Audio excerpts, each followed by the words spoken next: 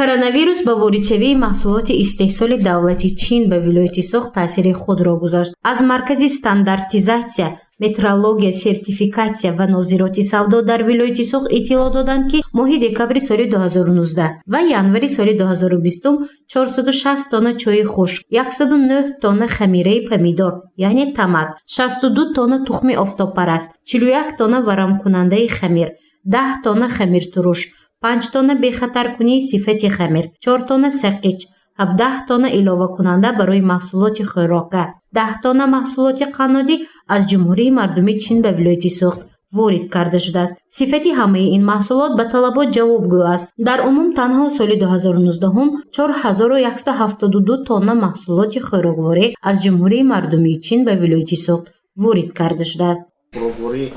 дар маркази Тоҷикистан дар ташхисҳои маркази Тоҷикистан дар ва марказҳои ташхиси минтақавӣ ки аз ташхис гузаронида шуданд ва бо сертификати мутобиқат таъмин карда шуданд, аслан тухми офтобпараст, сақич, маҳсулотҳои хӯрока, қаҳва, чой, маҳсулотҳои қаннодӣ, ғизои иловагӣ барои хӯрока, иловакунанда барои маҳсулотҳои хӯрока, хамираи помидор, баскунандаи шири хушк ва дигар маҳсулотҳое ки бо таври аз ҷумҳурии Чин ворид шудааст. маҳсулотҳои номгӯи маҳсулотҳо зиёдан не ки каман ворид шудагӣ. ҳатто дар як сол як маротиба баъзи маҳсулотҳое аст ки дар як сол як маротиба ворид шудагӣ. он маҳсулотҳое ки ман номбар кардам, масалан дар як сол 10 маротиба ё зиёда аз 15-20 маротиба ҳам ворид шудагӣ. ҳисобкунакҳои электронӣ дар шаҳри Хуҷанд ва ноҳияҳои атрофи он пурра насб карда шуд. Аммо ин ҳисобкунакҳо махсусан дар фасли сармо маблағи қувваи барқи истифодашударо гарон ҳисоб мекунад. Аз ин ҳолат бештари шаҳрвандон изҳори нигаронӣ намуданд, чаро маблағи истифодаи нерӯи барқ 2 ва ҳатто 3 маротиба боло рафт. маҳз бо ҳамин мазмун 24 адад аризаи дастаҷамъонаи шаҳрвандон ба идораи Тоҷикстандарт ворид шудааст. Дар натиҷа бо ҳамҷоягии мақомотҳои ҳифзи ҳуқуқ ҳисобкунаки электронӣ аз назорати пурра гузашт. зиёда аз 58 000 ҳисобкунаки барқи як нохила ва зиёда аз 4 000 ҳисобкунаки барқи се нохила васл карда шуданд. ва асаби он ки ана ҳамин ҳисобкунаки барқи интеллектуалӣ пеша дар Хуҷанд насб карда шуд. соли 2018 сару садоҳо бисёр шуд оиди ҳамин тез кор кардана ё чи. аммо дар худи ҳамин маркази мо зиёда аз 24 аризаи даъвогии дастаҷамъона ворид шудагӣ буд ва зиёда аз қариб 1700 ба шабакаи барқӣ. оиди ин прокуратураи вилояти Соғд, прокуратураи шаҳри Хуҷанд, коррупсияи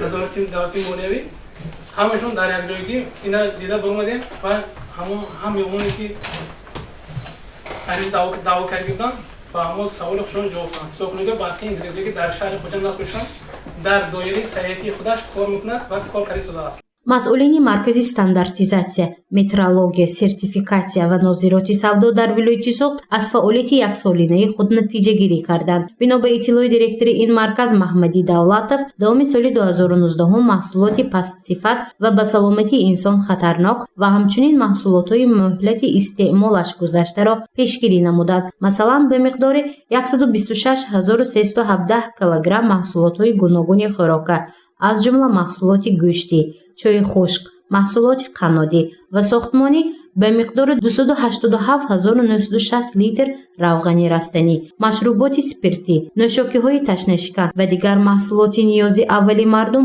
ошкор карда шуд, ки маблағи зарари он 5 миллиону 523 875 сомониро ташкил медиҳад.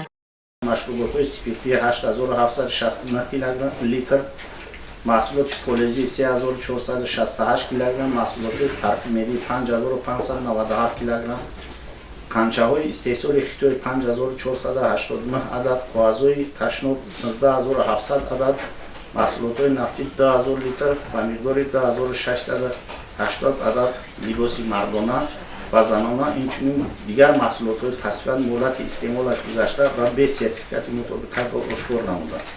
ҳамчунин дар нишасти матбуотӣ иттилоъ дода шуд ки 17487 намуна маҳсулоти гуногуни хӯрокворӣ аз ташхис гузаронида шуд. натиҷаҳои ташхис муайян кард ки 1107 намуна ба талаботи стандарт ва регламентҳои техникӣ ҷавобгӯ нест. ҳаҷми умумии маҳсулоти ғайристандартӣ 875 тоннаро ташкил медиҳад ки ин нишон дод нисбат ба соли 2018 591 тонна зиёд мебошад. гузориши Мафнун Шукур ва Гулҳаё Камолзода ва Насим Раҳимов барои барномаи иттилоотии Хабар.